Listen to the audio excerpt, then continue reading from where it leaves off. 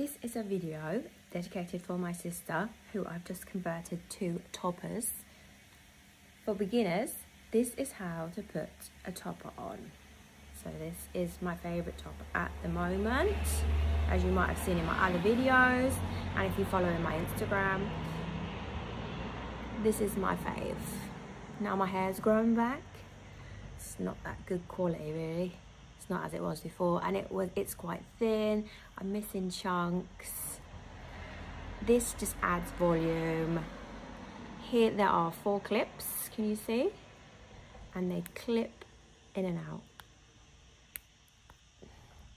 So open the 4 clips and just, I always have a side part in, so I give it a little brush as you will. These are my non-static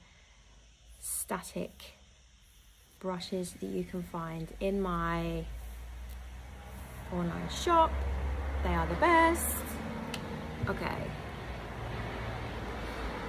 Then you have to have a play to get this right. You're not going to get it right the first time, or maybe not even the second. Be patient.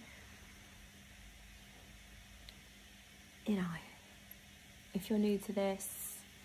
So I've already cut this into my hair. And then see how it just blends. And make sure you have a little bit of your own hair popping up.